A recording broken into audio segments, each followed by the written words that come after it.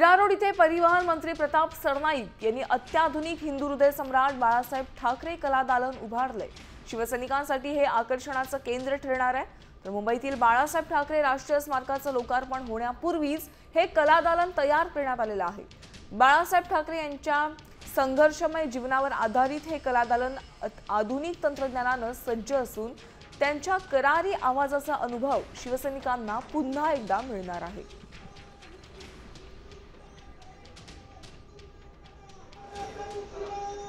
आपल्यासोबत या ठिकाणी मंत्री प्रताप सरनाईक आहेत। माझे वडील दैनिक मराठामध्ये काम करत होते आणि त्यावेळेस प्रूफरीडर म्हणून ते काम करत असताना आदरणीय शिवसेना प्रमुख बाळासाहेब ठाकरे त्या ठिकाणी कार्टूनिस्ट म्हणून काम करत होते। त्यामुळे त्यांच्या भावना खांडके बिल्डिंगमध्ये ज्या पद्धतीनं बाळासाहेबांच्या सभा व्हायच्या, लोक यायची, भेटायची, हिंदुत्वाचे विचार, मराठी माणसाचे विचार त्या ठिकाणी एक दुसऱ्यांना ते घेतले जायचे आणि त्यामुळे आज हे कला दालनाच्या निर्मितीला मला ते जुने दिवस आठवले आणि तशी मी निर्मिती केली। सर्वसामान्य जनतेला हे बाळासाहेबांचं चरित्र समजावं, त्यांचे विचार समजावे ह्यासाठी ही मी निर्माण केलेली आहे, संकल्पना प्रत्यक्षात उतरवलेली आहे। जाणीवपूर्वक ह्या मीरा भाईंदरमध्ये जातीवातीचं राजकारण केलं जातं, हिंदी मराठी वाद निर्माण केला जातो, हिंदू मुस्लिम वाद निर्माण केला जातो। ज्या नयानगरमध्ये हिंदू मुस्लिम ही दंगल भडकवण्याचा प्रयत्न काही लोक करतायत, त्या नयानगरची बांधणी किंवा त्याचं भूमिपूजन शिवसेना प्रमुख आदरणीय बाळासाहेब ठाकरे यांनी केलं आहे।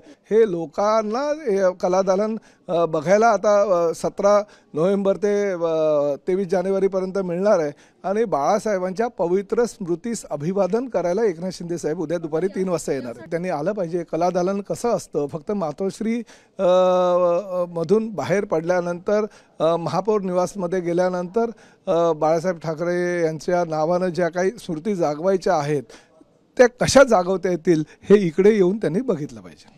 सर, धन्यवाद आमच्याशी बातचीत केल्याबद्दल। कॅमेरा पर्सन राकेश वैदेही काणेकर, साम टीव्ही न्यूज, मिरारो।